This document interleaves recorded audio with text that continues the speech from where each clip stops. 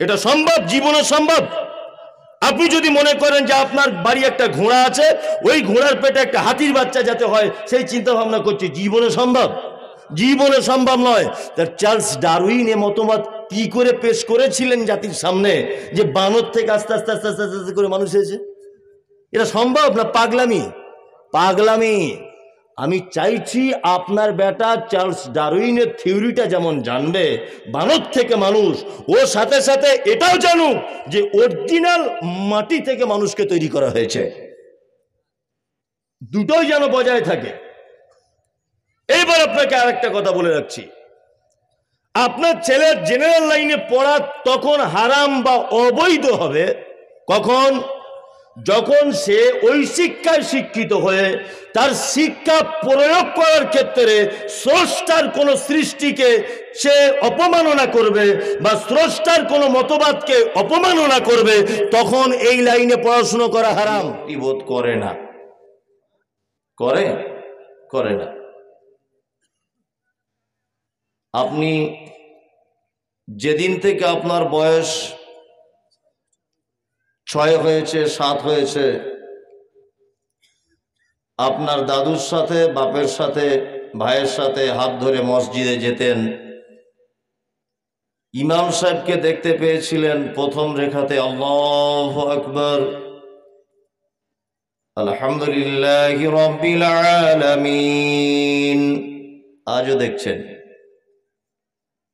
আজ আপনার বয়স 60 বছর, আজও এটাই দেখছেন।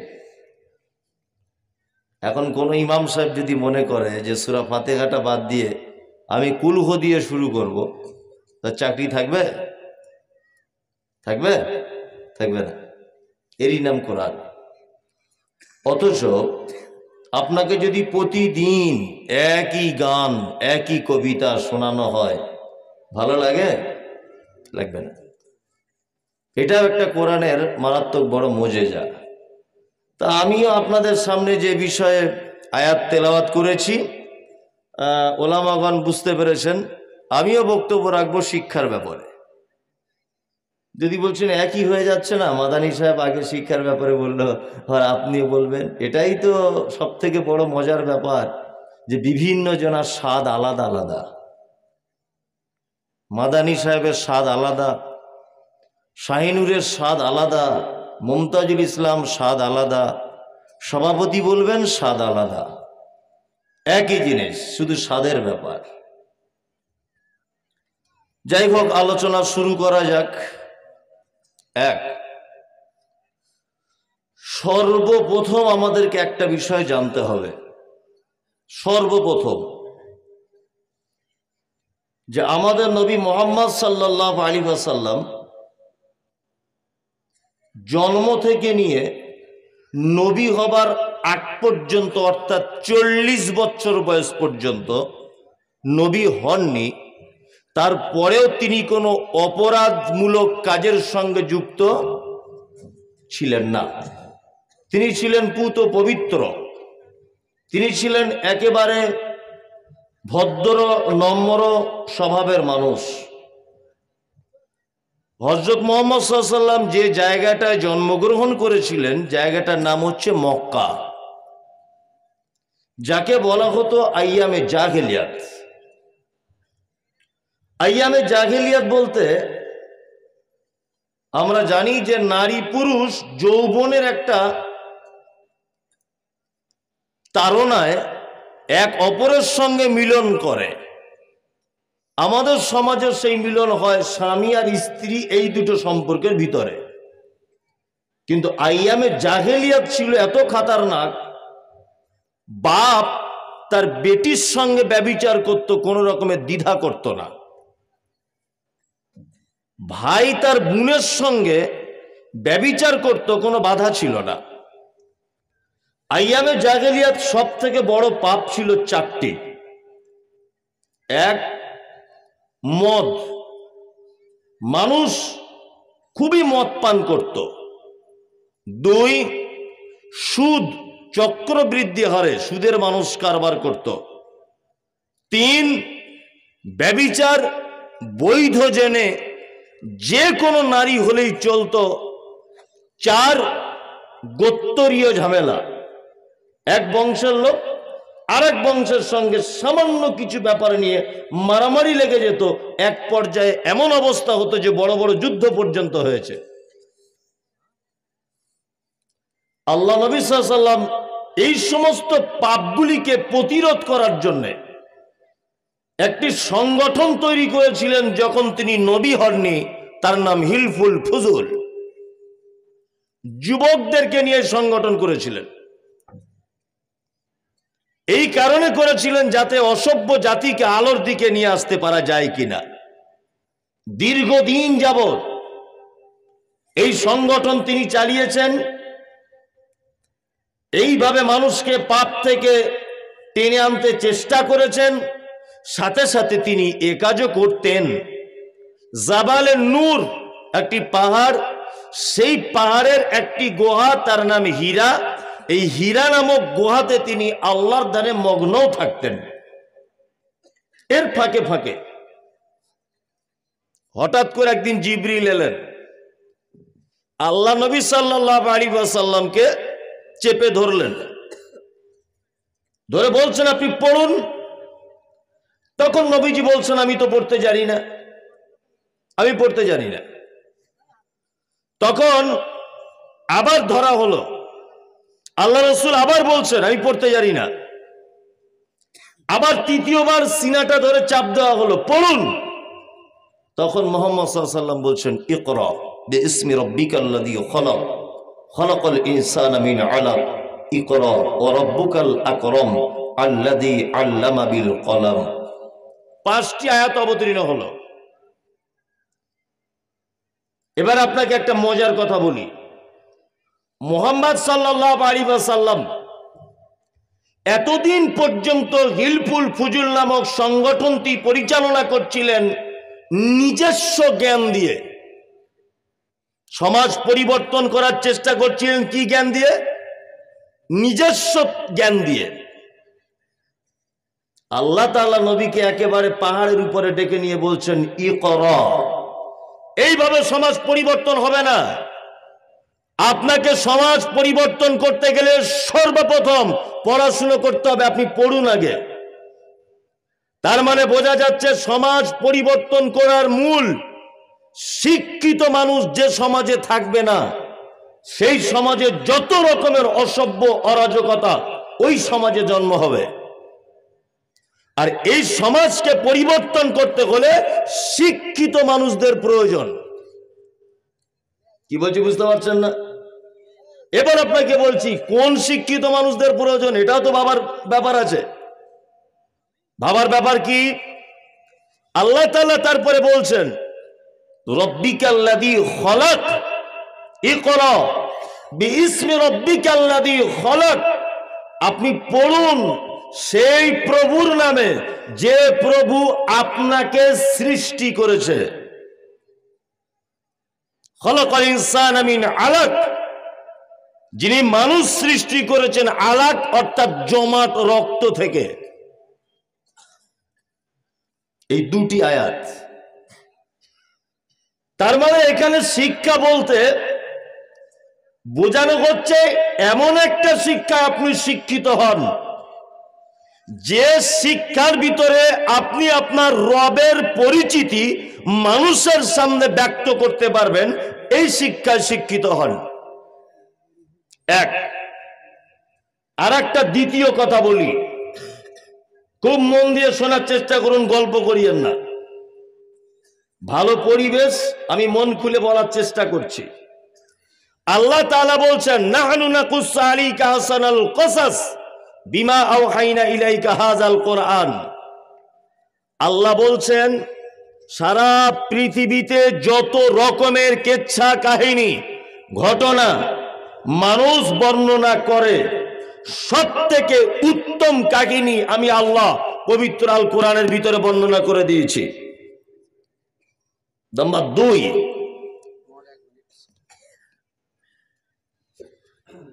আসসালামু আলাইকুম। মা বোনদের উদ্দেশ্যে বলছি, যেদিকে পর্দা আছে ওই সামনে প্রচুর জায়গা ফাঁকা আছে, আপনারা একটু সামনের দিকে এগিয়ে যান। আর যেসব মা বোনেরা পিছনে দাঁড়িয়ে আছে জায়গা পাচ্ছে না, তিনাদেরকে বসার সুযোগ করে দেন। এটা ভালো মজলিস, এই মজলিস উপস্থিত সবাই হকদার হবো আমরা। এক অপরের খায়ের খা হয়ে কোন বুঝে আপনারা এক অপরের জায়গা করে দেন। দয়া করে প্লিজ আপনারা এগিয়ে যান, আর পিছনে যেসব মা বোনেরা দাঁড়িয়ে আছেন তিনাদের বসার জায়গা করে দেন। আসসালামু আলাইকুম। চলুন সূরা মায়েদা, সূরা আল আরাফ, আল্লাহ সুবহানাহু ওয়া তাআলা 3 নম্বর আয়াতে বলছেন সূরার আরাফে, ইত্তাবিউ, তোমরা আনুগত্য করো, মা উনজিলা ইলাইকুম মির রাব্বিকুম, তোমার রবের পক্ষ থেকে যেটা অবতীর্ণ করা হয়েছে এটা তোমরা আনুগত্য করো। ওয়ালা তাত্তাবিউ, তোমরা আনুগত্য করো না, মিন দুনিহি, এইটাকে বাদ দিয়ে, আউলিয়া, ওলি আমরা একটা শব্দ শুনি না মাঝ কেটে, বলছে আল্লাহর ওলি। আল্লাহ বলছেন ওলি নয় আউলিয়া। ওলি মানে অভিভাবক, ওলি মানে বন্ধু। আল্লাহ বলছে এইটাকে বাদ দিয়ে অন্য কোন বন্ধুকে অভিভাবক রূপে গ্রহণ করো না। তাহলে আনুগত্য করতে হবে কোনটা? আল কোরআন। এখন ঝামেলা সমাজে প্রচুর। এখন আমরা এইটাকে বাদ দিয়ে দুটো বইকে সামনে রেখে সমাজ পরিবর্তন করতে যাচ্ছি। কি বলছে? একটার নাম ফাজাইলে আমল, একটার নাম মুনতাখাবে হাদিস। কি বলছি বুঝতে পারছেন? সারা জীবন 40 বছর একটা লোক মানুষের কাছে দ্বীনের দাওয়াত দিচ্ছে, ভাই নামাজ পড়ুন, ভাই রোজা করুন, ভাই জাকাত দিন, যে যা পারছে করুক, আপনার দেখার দরকার নেই, আপনি মসজিদে আসুন। 40 বছর কেউ 4 চিল্লা, কেউ 5 চিল্লা, কেউ 6 চিল্লা দিচ্ছে কি দিচ্ছে না? তবলিগের ভাইদের উপরে আমার কোনো রাগ ক্ষোভ নেই, তো আপনাদেরকে বলবো যে আপনারা একটা ভুল জায়গাতে অবস্থান করছেন। ভুল জায়গা কি? আল্লাহ বলছেন এইটা ছাড়া সমাজ পরিবর্তন করা কি সম্ভব নয়। আর আপনারা মুনতাকাবে হাদিস আর ফাজাইলে আমল নিয়ে সারা জীবন সমাজ পরিবর্তন করার চেষ্টা করছেন। এতে চেষ্টা করলেও ফল ভালো হবে? হবে? কখনোই হবে না।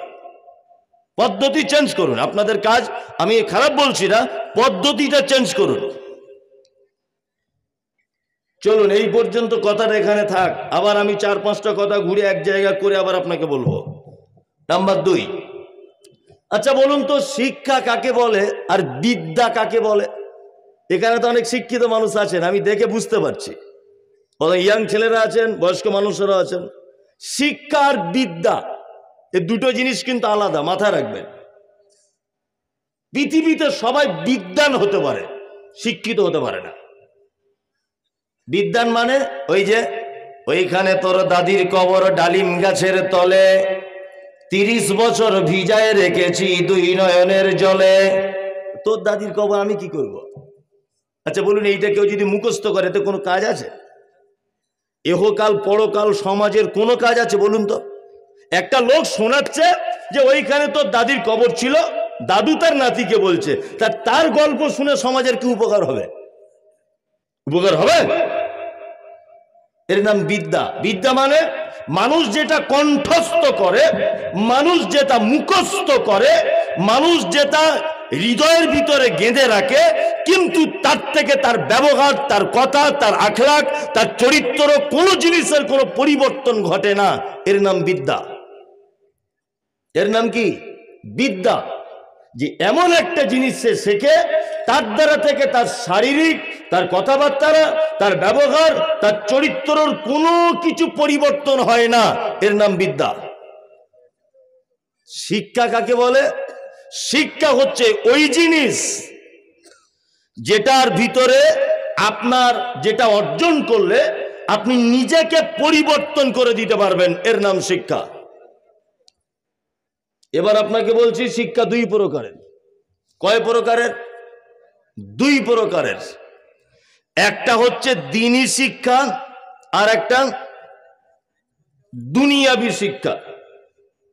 এখন আমাদেরকে জেনে নিতে হবে একটা হাদিস, সেটা হচ্ছে এই যে তালাবুল ইলমি ফারিজাতুন আলা কুল্লি মুসলিমিন প্রত্যেক মুসলিম নরনারীর উপরে ইলমে শিক্ষা করা ফরজ।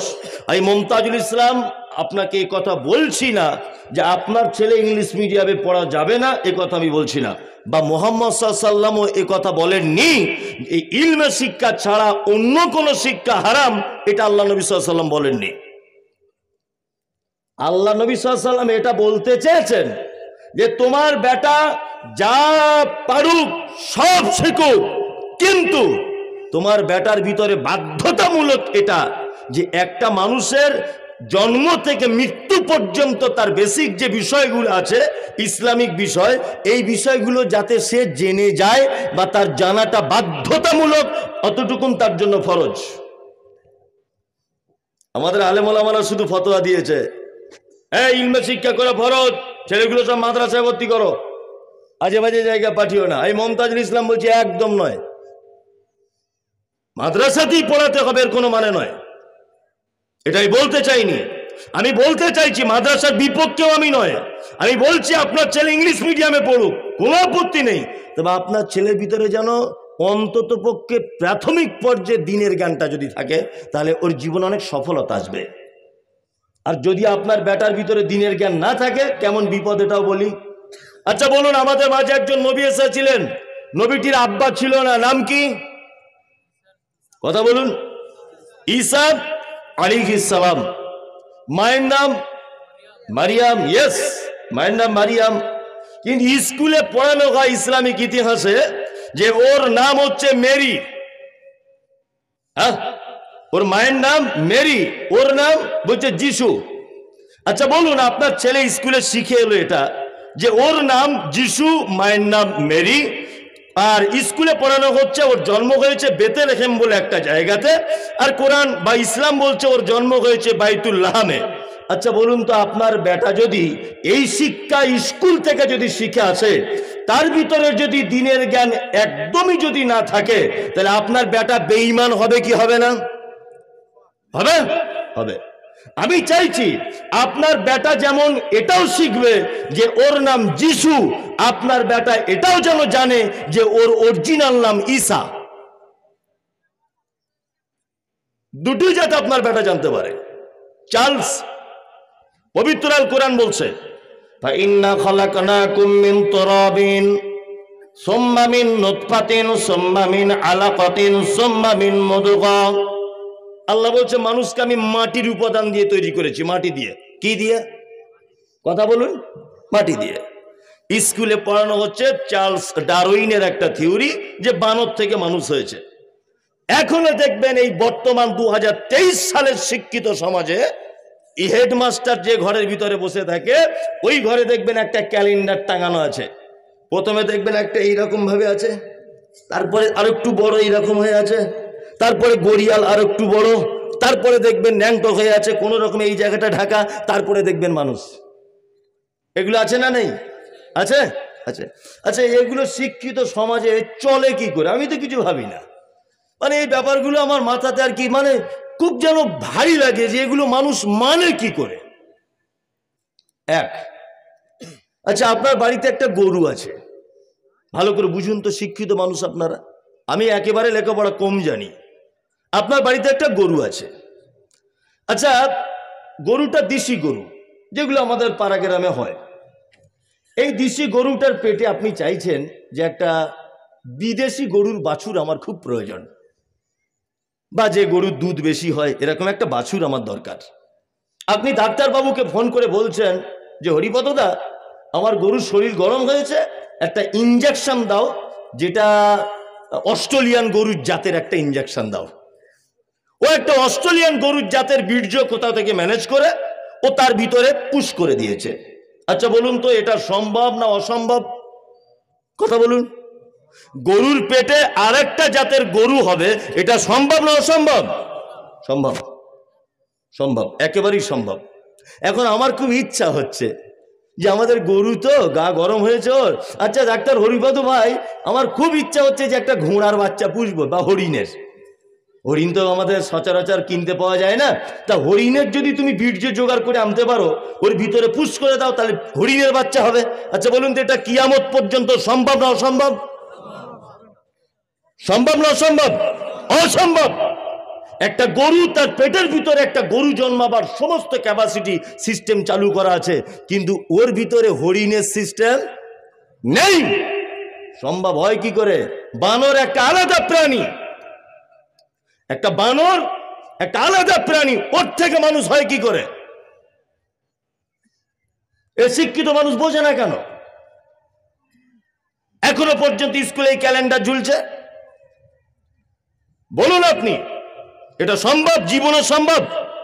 আপনি যদি মনে করেন যে আপনার বাড়ি একটা ঘোড়া আছে, ওই ঘোড়ার পেটে একটা হাতির বাচ্চা যাতে হয় সেই চিন্তা ভাবনা করছে, জীবনে সম্ভব? জীবনে সম্ভব নয়। তার চার্লস ডারউইন এ মতবাদ কি করে পেশ করেছিলেন জাতির সামনে, যে বানর থেকে আস্তে আস্তে আস্তে আস্তে আস্তে করে মানুষ হয়েছে। এটা সম্ভব না? পাগলামি, পাগলামি। আমি চাইছি আপনার বেটা চার্লস ডারউইনের থিওরিটা যেমন জানবে বানর থেকে মানুষ, ওর সাথে সাথে এটাও জানুক যে অরিজিনাল মাটি থেকে মানুষকে তৈরি করা হয়েছে। দুটোই যেন বজায় থাকে।